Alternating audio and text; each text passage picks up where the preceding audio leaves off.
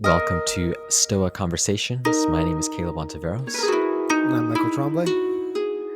and today we're going to be talking about some of the fragments from Epictetus. We've talked about the discourses, talked about the handbook, and touched on a handful of fragments here and there, but not spent too much time. So Michael pulled out some highlights. I pulled out some comments as well, and we'll go through a few of them. Yeah, I'm excited for this one. I mean, I'm excited whenever we talk about Epictetus. But so for those that aren't familiar, when you're looking to get into Epictetus, you want to read some of his works.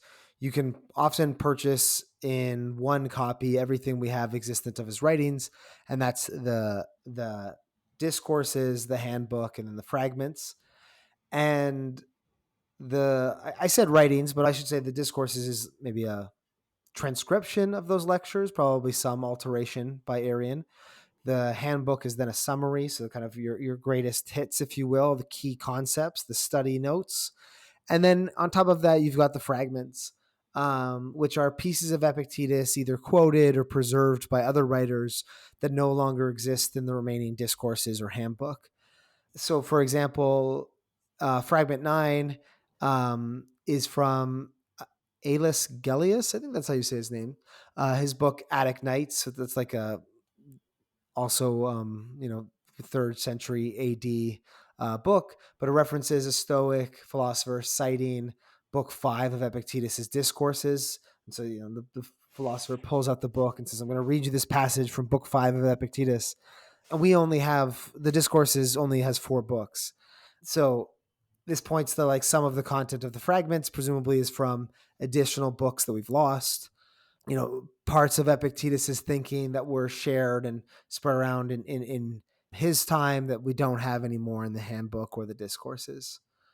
I was excited to do this episode because I hadn't actually read that much of the fragments. I didn't actually dig into them in that much detail. I think because it can feel like they're a little bit less certainty in their authenticity, or some of them maybe are paraphrases along, or, other philosophers talking about what Epictetus said. So from a scholarly perspective, when I was really digging into Epictetus, there's a little bit less certainty or confidence in the authenticity of the thought or the representation of the thought.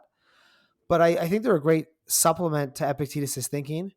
And there's not something that I've thought about much or talked about much.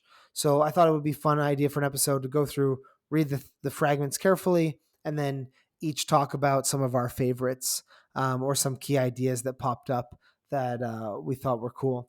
And so for this, I'm using Robin Hard's 1995 translation of Epictetus, and that has 36 fragments.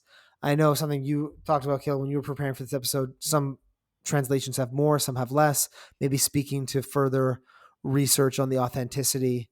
Like Robin Waterfield's translation, you were saying, has less, so maybe there's an argument there that some of them have been shown to be less trustworthy than others. I'm not sure his reasoning, but that's the one. Those were the ones that I was reading from and using. Yeah, absolutely. I think the fragments, they do have, for some of you who are maybe more familiar with Epictetus or this podcast, there are some famous lines from Epictetus that come from the fragments. I think, that line about persisting and resisting. I believe that's a fragment.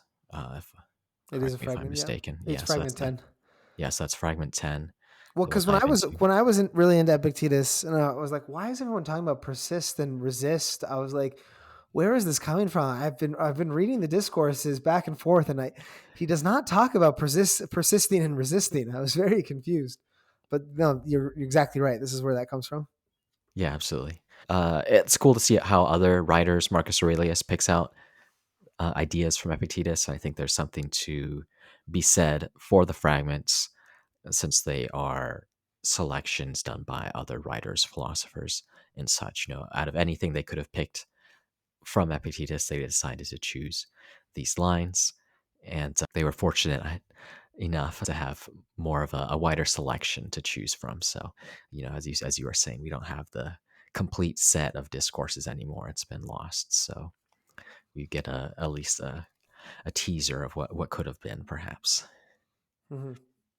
Yeah, good to jump into it. Yeah, let's do it. Cool. So for the structure for the episode, I'm gonna take a. Some of the fragments are longer than others. Like fragment makes some of them sound small. Some actually, are up to a page. Other are just a line.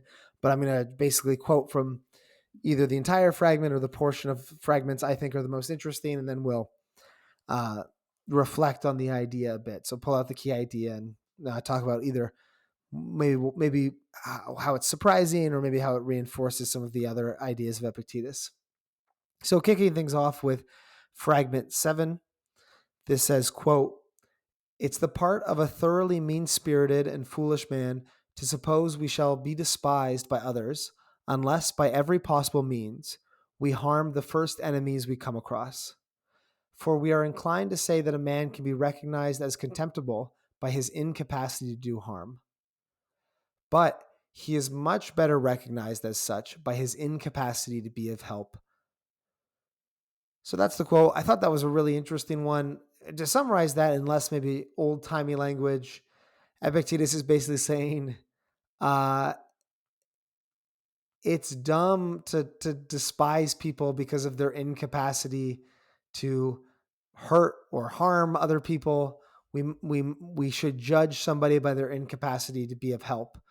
And I think you're getting here, my summary of it on it is that it's better to value the person that can help their friends than value the person that can harm their enemies. I think we're getting here also some ancient conceptions of masculinity where people were valued of, well, what capacity do you have to go out and maybe exert your will on others or to dominate others if need be. And Epictetus is kind of taking a bit more of a pacifist line here and saying, look, we shouldn't judge somebody as being a bad man, I would say, because they can't harm other people. We should judge the bad men by the people who can't help their friends, basically. Um, which is an interesting thought. I thought that was like Epictetus is normally known for being pretty hard, pretty intense in his stoicism, and this was kind of an interesting. It's a pacifist angle. It's not exactly that, but it was kind of a more, let's focus on raising other people up than our capacity to pull other people down. Um, yeah, which stood out to me. What did you think? Yeah, it's a good one to call out, and I think you're right that it's a rejection of other forms of masculinity. What this first brought to mind to me was what was inscribed on the Roman, we could say Roman dictator, Roman generals um, tombstone, Sulla, which was "No friend ever served me, and no enemy ever wronged me, whom I have not repaid in full." That line Which goes one? hard. That is Yeah, that is a good line though. yeah. Which one must admit is an absolute banger, a great line.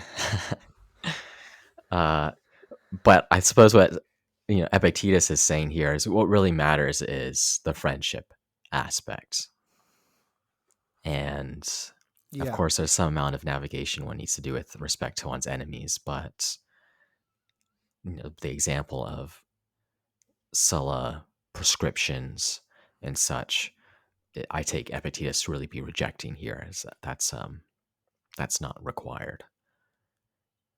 To be excellent, it's much more important to help one's friends than harm one's enemies. yeah, I think that's exactly right. So it's like judge the person who hasn't repaid their friends. Don't judge the person who hasn't repaid their enemies. Like that's a maybe, as you said, maybe you've got to kind of navigate the world and people that are trying to harm you, and hold your boundaries and stand up for yourself. But we should be more judgmental of the person who doesn't do right by their friends than the person who doesn't get vengeance on their enemies in the way we might suspect or expect of them in this kind of Roman society. Yeah, absolutely, absolutely. Epictetus would think, what Marcus Aurelius did with forgiving people who attempted to launch coups against him was the right sort of move, where you put forward a kind of practical forgiveness as an option, and it's not necessarily the stance that someone is acting as aggressor towards me. I need to squash them, or something of this sort. Yeah, and then I guess the last part is just the like, so that stands true as like better to be that than the other thing. Like better to be the person that repays his friends than the person who punishes his enemies. But then he's also just calling out, which we've spoken to, but just the last time um, he's calling out this kind of actual social tendency to value one Mm-hmm. over the other. Like he's pushing Mm-hmm. back against a norm of valuing one over the other, and I think it's a good reminder. I guess what we value when we look at others. Yeah, I suppose. Yeah, that's true. That is a good reminder. I suppose you can also take this in a political context if you like. You might maybe value politicians more by their ability to help their constituents than crush their Yeah, it's good. constituents' enemies and so on. So I think that might be there's some practical upshot there for sure. Yeah, cool. So moving on to the next one. This is fragment 10. And so this is just a portion of it.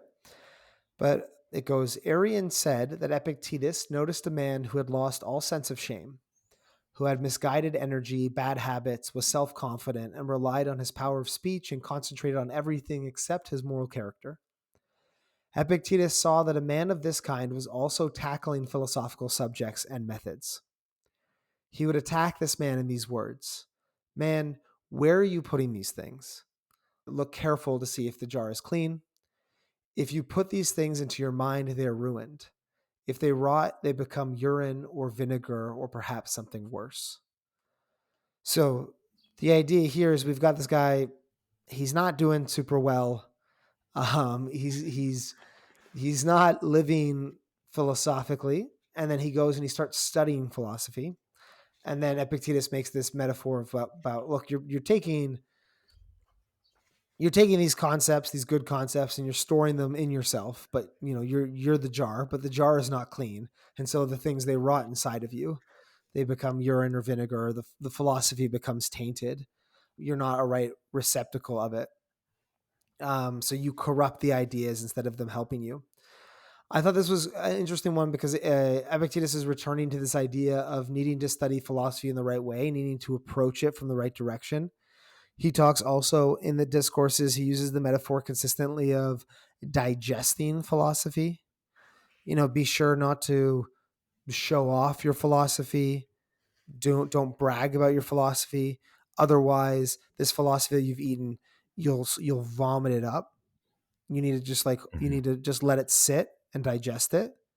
And so here we have this other metaphor of, you're not, philosophy is not this inherently good thing.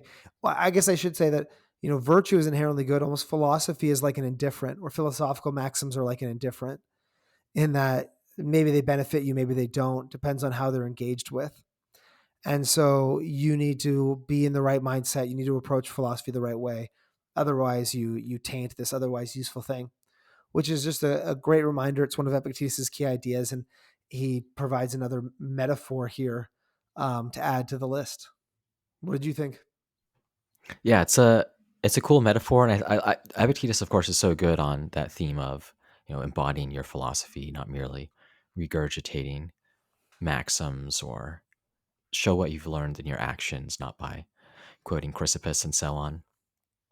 Maybe there's also that new idea that you called out that think of yourself as a container of philosophy, and I suppose that brings to mind that there are some philosophy is useful at other times, or maybe you're not always as a container ready for certain aspects of the philosophy. We were talking about skill acquisition the other day, and you were thinking, you can think about if you're trying to, if you're beginning to acquire a skill, sometimes there's that temptation to go after shiny, more advanced concepts or what have you.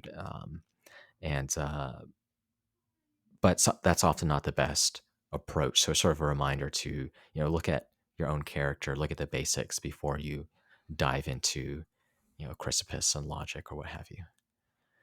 Yeah, that's another cut on it. Yeah, I think that's exactly right. And we're stronger than just like Stoic maxims or theory. Hmm. It's not like, oh, you've got this terrible person and they're not engaging in philosophy authentically or genuinely, but here's this great one liner. Oh, okay, everything's good now. This epiphany has revealed to me the truth. It's not really that way, right? You'll take it in, you'll distort it, you'll corrupt it to your own ends, you'll use it to justify. People that use stoicism to justify clearly non-Stoic things, the same way you could see that in any sort of philosophy or religion. Hmm. We have a capacity to envelop or overpower the philosophy if it's not approached properly. Yeah, absolutely. That's a great point. I suppose you have that idea, almost that it's not the exact same, but I think there's a related idea of some Christian conceptions of sin. Uh, Martin Luther talked about incurvatus se, which is sort of just fancy Latin for curving inwards. The tendency to come up with maybe even a good idea, a good character change, but there's that human tendency to curve in on itself, to turn that good idea into maybe a selfish one or something that benefits Hmm. oneself. And he talked about this in the religious circumstance, but you also see it in the philosophical case, I think. Even if you have some idea or personal change that you make, an idea that you implement, improve your character in some way, there's still always that tendency to curve back uh, to oneself, as it were, to misuse it, and that's something one always needs to be on guard against.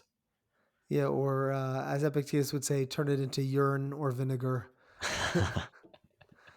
Neither good things. Neither are good things. Um, It's also worth calling out from this that this is the fragment where persist and resist, or bear and forbear, comes from.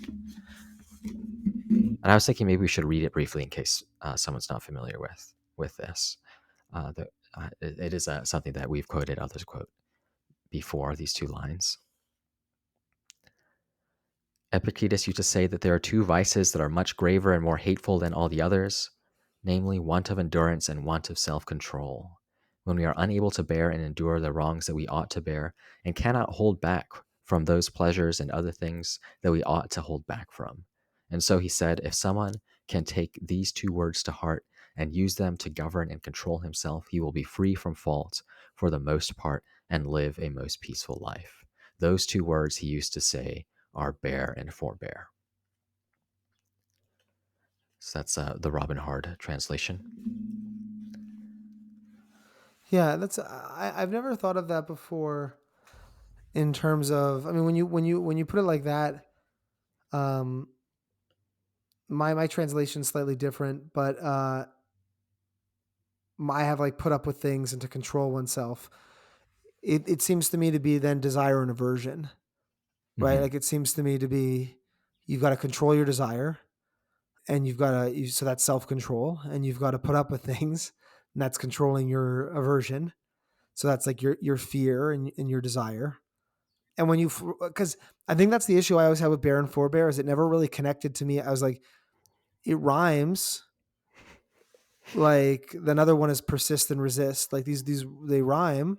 Like I'm not understanding where this connects with Epictetus' philosophy. But now that I think that it, not to be dismissive of it, because I know a lot of people like that line, but now that it connects back to those, I guess, are the opposite of, you know, desire and aversion, right? It's like persisting is you can put up with when your mind is saying, I don't want to do this. This is scary. And resisting is saying when your mind's tempted, Mm-hmm. oh, isn't that thing is shiny? Oh, maybe you should go for this thing you desire. And I really like that. Makes sense to me now. That Yeah, connects. yeah, yeah. That's really helpful. I don't actually know where this fragment comes from. Do you? No, I don't. Yeah, it just begins. I have heard Favorinus say. Who is this Favorinus? I don't know. Well, it's clearly it's one of those fragments that I mean I'm sure we could find out, but it's one of those fragments where it's yeah, talking. It's not a quote that was quoted. It's like talking about what Epictetus used to say. It's Mm-hmm. commentating on Epictetus's philosophy. So somebody who's read, presumably a part of Epictetus, we've lost. Cool. Nice. Anything else on Fragment 10? No, that's all I got. So now moving to Fragment 13. Um, so in this one, um, Epictetus is talking to a student upset that terrible people are successful, or that terrible people seem to go unpunished by the universe, and it seems kind of unjust that bad people could be in position of power. Successful business people, politicians, people basically succeeding despite the bad things they've done. And Epictetus says, the man who blames providence because the wicked are not punished, but are strong and rich, is doing much the same as if, when they had lost their eyes, he said they had not been punished because their nails were sound. I, for my part, say there is much more difference between virtue and property than there is between eyes and nails. So, in plainer language, Epictetus' point, the person's point here is like, what kind of providential? The Stoics claim the world is providential. It's unfolding towards a plan, a kind of good state of affairs. And then the person says, the students ask, what kind of providential world sees bad people succeed, get in positions of power, um, become strong and rich, as Epictetus says. And Epictetus is like, you getting mad about that. They've literally had the worst thing happen to them. They're a bad person. If you're a Stoic, you think they've had the only bad thing there is happen to them. They're experiencing being a bad person, and you're complaining because they have accumulated these preferred indifference. And he's like, it doesn't make sense. The awful character is its own punishment. They've already been punished. And that's the analogy between the eyes and the nails. It's like complaining, Mhm. oh, that person who's had their eyes plucked out has nice nails. And it's like, oh, what part of that is supposed to be unjust? They've clearly already been punished. I ended up doing like a solo podcast on this topic because this fragment really stood out to me. But I think it's this nice litmus test for how much we've internalized Stoic values. Because I think often we can, let's say I don't get that promotion or I don't get that raise or, a group of people don't like me. Sometimes you can use Stoicism in the way Nietzsche would criticize it, which is like you're trying to shrink from life. And you're like, well, those things didn't really matter anyway. Those are just like preferred indifference. I don't really care. You kind of like post hoc using Stoicism to justify or Mhm. reduce the pain of your own disappointment. And I think if you've really internalized Stoicism, you can tell it by how well you apply those judgments to people outside of yourself. So you see somebody succeed, and you're happy for them, but you're not like elated for them. Or you see, a bad person get into a position of power and you go, well, they have to live with themselves, like I'm not jealous of them. I wouldn't want to be them. And I think that they don't have a good life fundamentally. Like you really believe they don't have a good life. And I think that's a pretty profound thought, but one that's hard to do. Yeah, it's really hard to internalize. And I do think you're exactly right that it's a useful test to see how deeply one has understood some of the Stoic ideas. I think your explanation also like fully brings the beginning of the fragment to life, which I like as well. It begins with, "But I see the good and virtuous," someone says, "dying from hunger and cold. But don't you also see that those who aren't good and virtuous dying from luxury, pretension, and vulgarity?" Is Epictetus's response. And then it continues into the section you read. And I think that's just to emphasize the point you made, which is for the Stoics, success and indifference obviously isn't the uh, ultimate meaning of success in life. That's not one ought to be pursuing, and as such, the thought that the world is unfair, feelings of envy, jealousy, and such due to other success and indifference is going to be misplaced. Mm-hmm. And I think if anything, if you're going to have some sort of problem of evil in Stoicism, it would be something more along the lines of like, so the problem of evil is, if God is good or there's a providential universe, why do bad things happen? And if you're pointing to the evil in the universe as a Stoic, you're not pointing to the good people who get sick and die early or something like this. You've got to point to the bad people and say, what kind of providential universe allows them to become ignorant? What kind of providential universe allows them to lose track of living in accordance with nature? Hmm. And Stoicism maybe has answers to that, but that for the Stoicism is the bad thing that's going on in the world. It's the ignorant people. And so to point to them and say, well, the world's unjust because of how successful they are because they're not being thrown in jail enough, or because they're not being exiled or physically punished. It just is, it's really counter. Um, Even though I fall into that same thinking all the time. I'm not saying Yeah, like of it's a course. very advanced thing to think. I mean, it's what Epictetus is doing, but it's like an unstoic way of thinking about it, right? Yeah, absolutely. Yeah, in some ways, maybe it makes the problem of evil, at least as a philosophical problem, easier to deal with than it may be for theists. So, of course, that's a bit of a rabbit hole, but I think that's worth pursuing. Mm-hmm. All right, what's next? So next up is Fragment 18, a bit of a longer one. So this goes, they are pretty fellows indeed, said Epictetus, who value themselves on things that are not in our own power. I am a better man than you, says one, for I have a great deal of land and you are half dead with hunger. I am a consular rank, says one. Another, I'm a governor. Another, I have a fine head of hair. I just to pause for a moment. I thought these were just like really funny ways of going. Yeah, I'm rich and you're hungry. Yeah, well, my hair is really nice. We haven't changed that much. So the quote continues. Yet one horse does not say to another, I am better than you, for I have a great deal of fodder and all that barley, and I have gold bridles and embroidered saddle clothes. But they say, I am swifter than you. And every creature is better or worse because of its own virtue or vice. Is man, then, the only creature that has no virtue of its own? Must we then look to hair and clothes and ancestors? So, I mean, I think this is a great line. And so, ancient Greek teleology, Stoicism is based in ancient Greek teleology. That just means that we should judge things based on their function or their nature. And that's what Epictetus is saying. Horses shouldn't be judged based on their hair or their saddles, but their swiftness. That's the virtue specific to horses. That is where when you're evaluating horse excellence, you look at swiftness. You can argue about that. You could say there's maybe we should evaluate horses based on something different, but the idea is that there is a specific virtue that makes something excellent. We don't judge. There's that we don't judge a fish's ability to fly. We judge its ability to swim, and so on and so forth. So Epictetus is just pointing out that we need to apply this own reasoning to humans, and we look silly when we don't do it.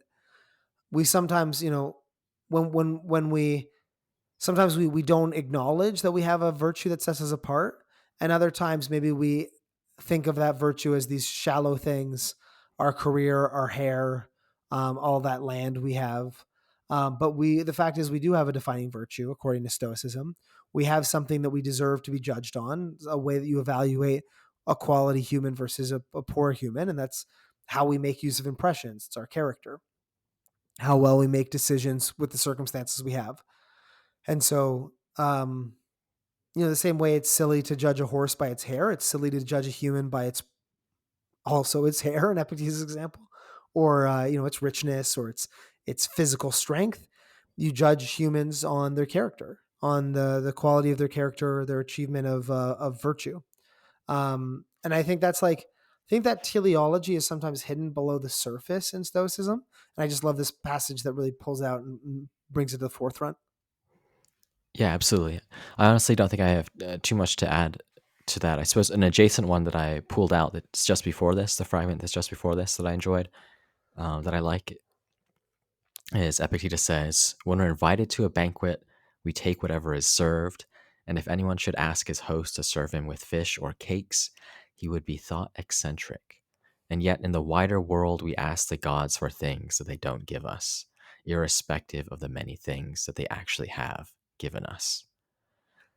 And I suppose that's just another angle on indifference, if you will. It's in some ways we are inclined to take feel like we're responsible for good indifference, a fine head of hair, riches, career success, what have you, which to some extent may be true. But at the end of the day, those are just indifference. And then perhaps we have the opinion that we're owed other things. The picture of the providential universe, or I just like the analogy of, we wouldn't go over to a friend's house, they serve us food, and then we say, well, excuse me, I would have actually preferred a different dish. Yeah, where's the cake? And yeah, so I like that analogy and sort of just applying that to the circumstance one finds one in life in general. So I think that's a fruitful way to look at things. Yeah, I mean, I love this. I love this one because I think Epictetus has a lot of great points about why we shouldn't complain or the kind of mistakes we're making when we get in kind of a complaining mentality. And this is that it's just like we all judge the person who goes through the buffet and is like, oh, they don't have this. I mean, it's not even a buffet in this case, right? Like you're not paying. You're like, you've been invited to a dinner and you're like, well, you didn't make the type of cake I like, or I prefer fish to meat or something. Hmm. And the point we're not being incorrect at the banquet. We're being correct at the banquet. We're recognizing, okay, I've got this opportunity. This opportunity sets a certain set of options. It's my goal to try to navigate that opportunity well and to make the best use of those options. Maybe if I can't, maybe I would have preferred there to be fish, but I'm going to either eat this, and if I can't eat this, then I'll abstain from eating it. You just basically conduct yourself with good decorum, and the idea is we should treat our personal fate in the same kind of way. Like maybe I would have preferred this to be differently, but these are the options I have. I'll make use of some of them. I'll choose not to. I'll choose to forego others, but I won't be angry or bitter about finding myself in the banquet I found myself in. Absolutely, absolutely. Yeah, I like that one. Cool. So I've got two or three more here. So moving on to fragment 20. Epictetus says, those whose bodies are in good condition are able to withstand heat and cold. And so, likewise, those whose souls are in the right condition can bear anger and grief and immoderate joy and all other emotions. I like this one because Epictetus, he really likes to make metaphors between philosophy and athletes. That's something I've talked about a lot. I've written about that. I don't think the point here is that a philosopher should be angry or grieve, but that someone well trained is in a better position to recover from these. I mean, maybe you can interpret it different ways, but I basically think it's this idea that you can make mistakes if your foundations are solid. So, if you're in good shape, you can withstand some. You can get a little sick. You can withstand getting roughed up a little bit. You can go for a run and recover quickly. And likewise, if you've got the foundations of your stoicism down, you can bounce back from some anger, some grief, some extreme joy. You can handle these emotions and have them be like relatively less disruptive so that they don't kind of spiral or don't kind of build into this bigger thing than they need to be. And I like that as just another, we're preparing ourselves, we're putting ourselves in a good condition like an athlete. Why? So we can respond to the things that pop up. I like these metaphors in Epictetus. Yeah, absolutely. I think it puts some color into the idea of a progressor, and you can think about, what does progress Mm. look like in my case? Perhaps it expecting not to experience anger immediately is a mistake, and it might be better to think about reducing the intensity of anger, avoiding making foolish decisions while in the grips of frustration and so on. And, someone whose soul is in a better condition, one could say, is you're moving in the right direction if you're able to deal with negative emotions and not experience the same kind of negative consequences. So perhaps that's another a way to make sense of progress that's suggested by this fragment. Yeah, no, I really like that. Yeah, adding some color to the progressor is a good way to put it. Yeah, not cured, not invincible, but bounce back a little bit more resilient. Hmm. I often think about that in terms of like sport. About I've been doing some research into like you would know more about this with running than I would, but like let's say there's like zone cardio, which is basically the intensity of your heartbeat, and in one hand, it's almost like in absolute terms, our bodies, even if you get in better shape, you can't handle. So like, even the person who's in the best shape can't handle a zone 5 for a long period of time. Hmm. But at a relatively, you, Caleb, who's a good runner, is going to be able to run much faster and stay in zone 2 than I can and stay in zone 2.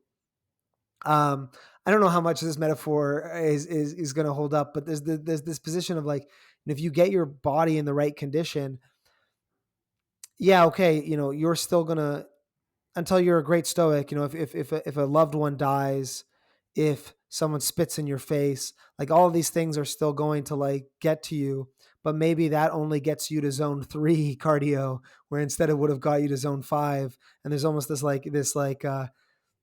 you're just subjectively handling the experience differently and with less intensity as you progress, instead of like this binary, like, oh, I read the discourses once and now nothing makes me angry anymore. It's just like, yeah, it made me kind of angry, but it didn't ruin my year. I didn't become the kind of person who's like, I need to now murder this person in revenge. Like, these kind of things, like it takes a lot to get me there. And then at a certain point, it's like you literally couldn't get me there. And so that kind of dulling over time is a nice way to think about it. Yeah, I think so.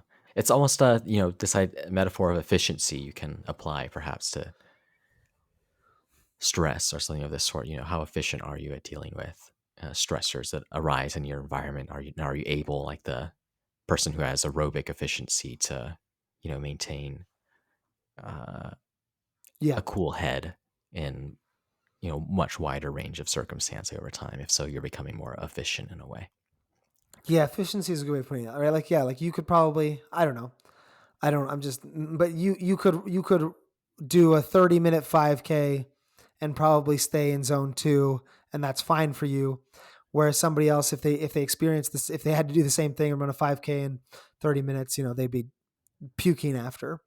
And it's like, so it's like objectively the same thing, but subjectively a much different experience because of the efficiency improvement. And so that's like a way to look at your stoicism progress, is not like, oh, were you perfect? But did it get less of a rise out of you than before? Did Mhm. you handle it more efficiently? Yeah, Um, definitely. cool. So next one is fragment 26. And this quote goes, "You are a little soul carrying a corpse," as Epictetus used to say. Caleb, you called out in the notes rightly that this is from the Meditations. This is a Marcus Aurelius fragment. Um, but the one I like about this is that Epictetus, as much as he uses that metaphor of comparing himself with athletes, and I like the physical metaphors he uses all the time, he's really cautious about identifying us too strongly with our bodies. Our fundamental identity in Epictetus's view is our ability to choose, our mind, our prohairesis. This is a reminder of that. Our body is a corpse. We are the soul. And so it's like, again, it's a very particular use of language about, you're a little soul carrying a corpse, not with a corpse, not like it's almost this baggage you have. And that calls back to me this idea you get in Plato as well, of like the body as being this corrupting factor, this limiting factor for the soul. I don't know if Epictetus goes that far. I don't know. I don't think he thinks the body is corrupting us, but we have a corrupting tendency to identify ourselves with the body. We want to resist this if possible.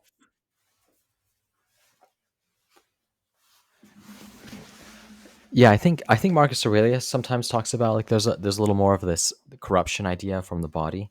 The Hayes translation is nice. A little wisp of soul carrying a corpse. Epictetus. That's book 441. Yeah, again, we Um, get that idea of carrying, right? Like it's this. It's not you. It's this possession. yeah, and I think you're right to call out that the number of analogies or metaphors are exceptionally useful. But this line, of course, it's another metaphor, but I think gets at something fundamental to philosophy. This view of identity. What are you fundamentally? What are human beings?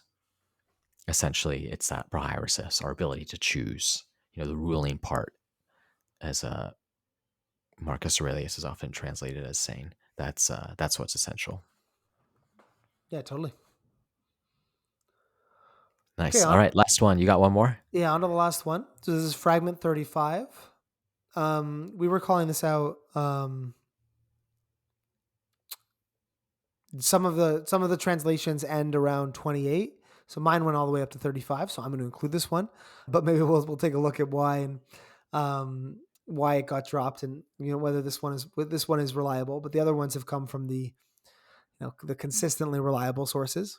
This one is: no man is free who is not a master of himself.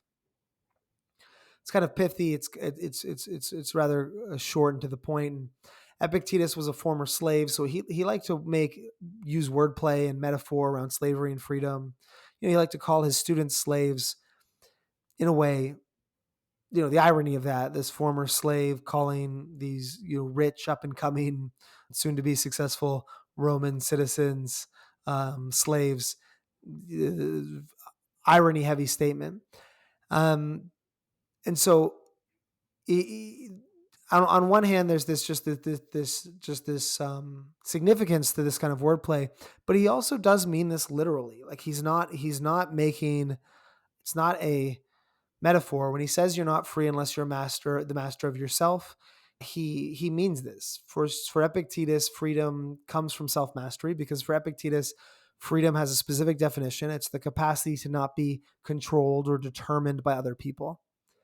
If you desire something outside of yourself, then another person can determine you by either threatening you with something you want to avoid or tempting you with something you want to have. That comes back to the persist and resist thing. If someone has something you cannot persist or has something you cannot resist, then they are able to control your behavior. They're able to determine you. Mm-hmm. And so for Epictetus, you cannot be free. You cannot be a self-determining person who decides what you do and acts how you want to act, unless you have self-mastery, which means you can persist and resist anything. And so I think sometimes when I hear one-liners like this, I kind of roll my eyes a little bit and go, okay, what does that even mean? But in Epictetus' case, he actually has like a philosophy behind that, which goes, no, it's not. It doesn't just sound cool. It's like I'm actually saying something with that, which I'm saying. The only way to be free is to be a master of yourself, because freedom requires control of desire and aversion, requires the ability for someone else not to determine your behavior. And so in his case, because it's connected with Stoic philosophy, it's actually just a reference to a more profound idea. Again, and with that wordplay around, the obvious historical context of him being a former slave. Yeah, absolutely. And you can contrast it with perhaps some modern ideas of freedom. You have this idea of negative liberty. You have liberty, you are free so long as someone is not preventing you from doing what you want to do. Or positive liberty, you're free if you're able to do what you want to do, have sufficient resources to do that. And I think Epictetus is cutting through both of those conceptions and saying that what matters for freedom is self-mastery, and that's deeper than, say, just being prevented from doing what one wants to do or being unable to do what one wants to do. It's putting a question mark next to what you want to do to begin with, and where that maps up with internal or external reality. And of course, he's pushing us to desire virtue and be averse to vice. That's ultimately what matters, and that's where freedom is going to be found. Yeah, it's almost like a happy side effect. It's like, it's not enough to just like, you need to want the right things. And it just so also happens that by wanting the right things, you'll be uncontrollable. Because somebody could want the right things. If you had a different conception where you thought, well, money was a good thing, you could want the right thing and then still be controlled. And then you'd almost have to choose between desiring the right things. You'd have to like forsake desiring some good things just for the sake of freedom. You'd almost have this like, Yeah. this trade-off. Like, am I free or do I pursue what matters? And it's like in Stoicism, well, you can only be free by pursuing what matters. And that's like, I guess, a convenient fact of the world. Mm-hmm. Yep. Nice. Cool. Well, it's good to go through these. If y'all get a chance, I think the fragments, there aren't too many of them, worth leafing through. And it's, I think, worthwhile exercise to sort of explore, if you can, or think through how do these Fragments, shorter excerpts map up to the rest of Stoic philosophy. I think that's worth doing, because there is, I think, as you're pointing out, none of these are, I think, one-liners that sort of stand alone. They all have a significant, a philosophical and practical background behind them. So I think that's a worthwhile thing to do, to flesh out, and then come back to the fragment as a almost like a this idea of a Stoic maxim, a capsule, or something you've used to capture this larger system, and remind yourself of it as you go throughout your days and so on. Yeah, totally. I like that idea you just raised of almost like you read the maxims as almost as like, if I say homework, it's going to make it sound less cool now, but it's like, it's almost like a little test for yourself of like, okay, do I understand the idea that's behind that maxim? So both the maxim helps remind me of things, but it helps me. I need to flesh out in my own mind, in my own words, and in doing that, I think in your own words is, I guess, the part that I was thinking about. If you can Mm-hmm. flesh that out in your own words, then you really do understand the philosophy behind it. But yeah, that was a lot of fun for me. Thanks, Caleb. Cool, awesome. Thanks for putting these together. Thanks for listening to Stoic Conversations. Please give us a rating on Apple Podcasts or Spotify and share it with a friend. If you want to dive deeper still, search Stoa in the App Store or Play Store for a complete app with routines, meditations, and lessons designed to help people become more stoic. And I'd also like to thank Michael Levy for graciously letting us use his music.